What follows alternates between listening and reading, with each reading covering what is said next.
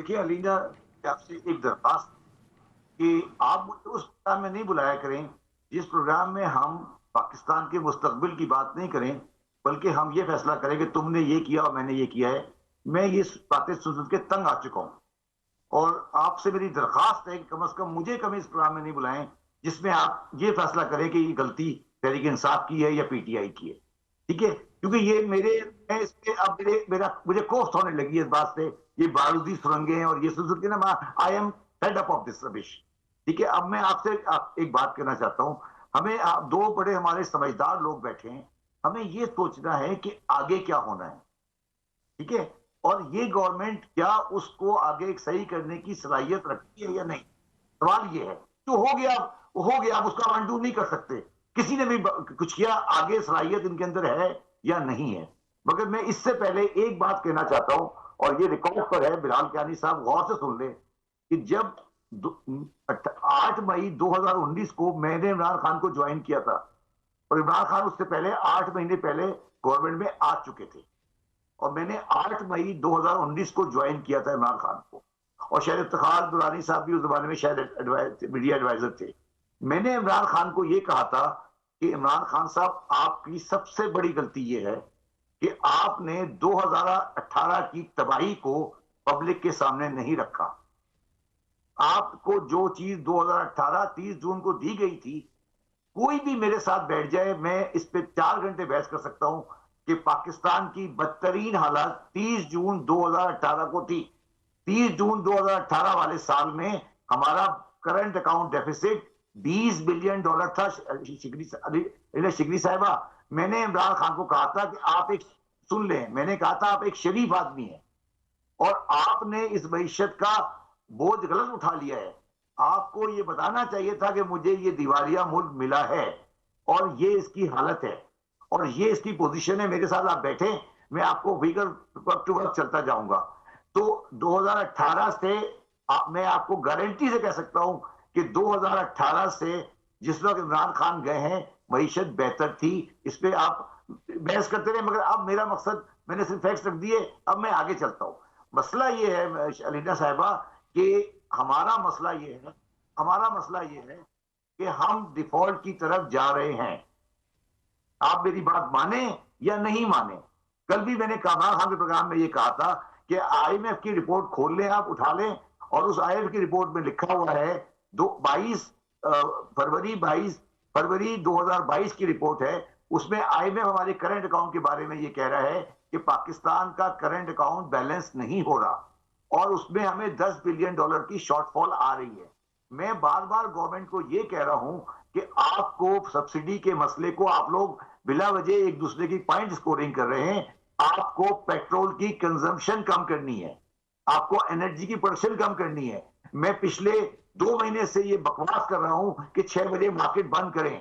इनके अंदर ताकत ही नहीं है। रेजिस्टेंस आ रही है शब्बर साहब, रेजिस्टेंस आ रही है। अभी जो सिंध में भी इम्प्लीमेंटेशन की तरफ जा रहे हैं, ताजरान, वहाँ अंजुमन ताजरान ने अनाउंस कर दिया कि जी प्रोटेस्ट करेंगे, और उन्होंने बिल्कुल इनकार कर दिया इस बात से कि 10 बजे 9 बजे दुकानें बंद करेंगे। सुन लें मेरी बात, आज आप लिख लें रिकॉर्ड पे, अगर ये रात 12 बजे तक खुले रहे तो पाकिस्तान डिफॉल्ट करेगा। सुन ले मेरी बात, आप श्रीलंका डिफॉल्ट करने के बाद स्टेबलाइज हो चुका है। श्रीलंका में बाजार 6 बजे बंद हो रहे हैं और 50 लीटर पेट्रोल पे पाबंदी लगी हुई है। बिलाल कियानी साहब अपनी पार्टी को सेफगार्ड करते रहेंगे, इफ्तिखार दुरानी साहब अपनी पार्टी को सेफगार्ड करते रहेंगे, और पाकिस्तान की अवाम और पाकिस्तान की रियासत बढ़ जाएगी। ये चीजें बंद करें प्लीज, कि ये अपनी पार्टी जस्टिफाई कर रहे हैं, वो अपनी पार्टी जस्टिफाई करें।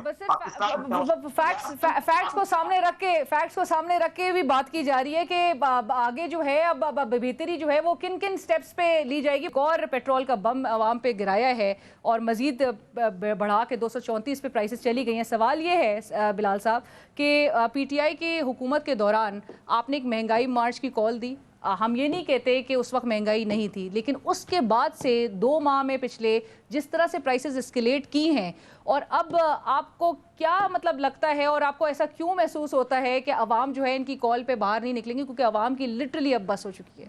जी बिस्मिल्लाहिर्रहमानिर्रहीम। अलीना साहिबा, firstly thank you for having me on your show again. जी देखिए, आप बात बिल्कुल सही कर रही हैं कि महंगाई है और आवाम के लिए बहुत मुश्किलात हैं, اور یہ جب ہم نے مہنگائی مارچ کی تھی تو یہ 4 سال تقریباً مستقل مہنگائی رہی تھی، اور اس کے اندر اتار چڑھاؤ نہیں تھا، یہ مستقل آپ کی double digit inflation pretty much رہی تھی. جو آپ کی فوڈ انفلیشن تھی وہ تو 15% سے بھی اوپر رہی تھی. رورل فوڈ انفلیشن جو آپ کے دیہات کے اندر کھانے کی اشیاء کی انفلیشن ہے وہ تو بہت ہی اونچی رہی اور مستقل رہی، اور یہ اس میں کوئی سائیکلز نہیں آئی. ہاں اس میں کبھی بہت زیادہ شدت اختیار کر گئی، مگر جب کم بھی تھی تو تب بھی یہ ڈبل ڈیجٹ میں رہی ہے. تو یہ پریٹی مچ مستقل ایک ٹرینڈ رہا ہے. اور اب جو آپ دیکھ رہے ہیں یہ تو اب بارودی سرنگیں جو پی ٹی آئی کی حکومت ڈال کی گئی، اور ہم بار بار یہ لفظ یوز کرتے ہیں کیونکہ یہ اس کی کوئی اور بہتر ڈسکرپشن ہے نہیں، کہ جب ان کو نظر آیا کہ جا رہے ہیں تو اپنے ہی کیے ہوئے آئی ایم ایف کے ساتھ معاہدے کے تحت جو انہوں نے نہ صرف پیٹرول پہ سبسڈی نہیں دینی تھی بلکہ اس کے اوپر 30 روپے پیٹرولیم ڈیولپمنٹ لیوی بھی لگانی تھی، اور شوکت ترین صاحب اس کے علاوہ 17% سیلز ٹیکس بھی لگانا چاہ رہے تھے. اس کے بجائے جب خود انہوں نے مارچ میں اس معاہدے کی خلاف ورزی کی، جب ان کو حکومت جاتے ہوئے نظر آئی آئی ایم ایف کو کانفیڈنس میں لیے بغیر، یہ جانتے ہوئے عوام کو ریلیف بھی تو دینا تھا. جی عوام کو ریلیف کیا آپ کیا ڈیفالٹ کی طرف ملک کو دھکیل کے آپ ریلیف دیتے ہیں، جب آلریڈی آپ نے 1300 ارب روپے سے زائد کا تقریباً 1600 ارب روپے کا آپ نے فسکل ڈیفیسٹ کا ٹارگٹ اوور شوٹ کیا ہو، جب آپ کے فکسل فارن ایکسچینج ریزروز جو ہیں وہ تقریباً 10 ارب پہ آ گئے اور آپ کے پاس 1.5 مہینے کا امپورٹ کور بھی نہ ہو، اور اس کے بعد آئی ایم ایف پروگرام کو سٹال کر کے اپنے آپ کو ڈیفالٹ کی طرف دھکیل کے کون سا ریلیف دیتے ہیں؟ کہ آپ سری لنکا بننا چاہتے ہیں؟ تو یہ ایک پاپولسٹ میجر تھا، یہ ان کی اکنامک ٹیم بھی جانتی تھی. یہ صرف خان صاحب اس لیے کر کے گئے کہ کیونکہ اگر میں نہیں کھیل سکتا تو کوئی نہیں کھیلے گا، اگر میں اس گھر میں ہی رہ سکتا تو میں پورے محلے کو آگ لگا کے جاؤں گا. یہ اس کے علاوہ اور کچھ نہیں تھا.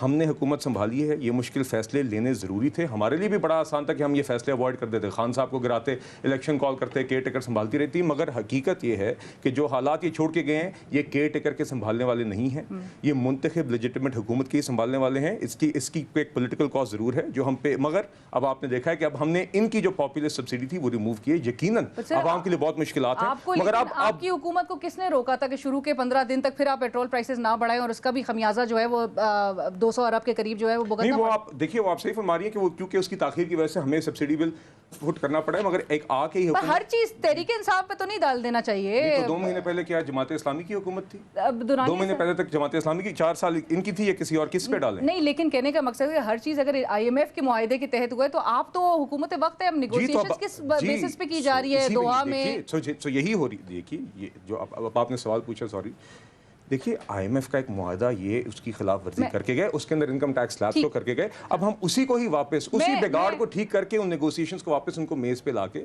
وی آر ٹرائنگ کہ وہ آئی ایم ایف کا پروگرام بھی ریوائیو ہو، اور اس سے زیادہ امپورٹنٹ یہ ہے کہ آپ کے فارن ایکسچینج ریزروز جو ہیں وہ شور اپ ہوں پھر سے. رائٹ. درانی صاحب، آئی ایم ایف کا معاہدہ اور سخت شرائط کو جو ہے وہ مانتے ہوئے، اور پھر جو بلال صاحب بھی کہہ رہے ہیں کہ مارچ میں تو آپ نے اس معاہدے کی بھی برخلاف جا کے آپ نے کچھ فیصلے کر دیے، سارا کچھ اس وقت ملبہ جو ہے وہ آپ پہ ہے، اس وقت جو سخت فیصلے لینے پڑ رہے ہیں، عوام کو جو بھگتنا پڑ رہا ہے وہ آپ پر ہے. بسم اللہ الرحمن الرحیم. جی پہلی تو بات یہ، حکومت کا کام یہی ہے کہ وہ آپ ہمارے پہ ڈال دیں.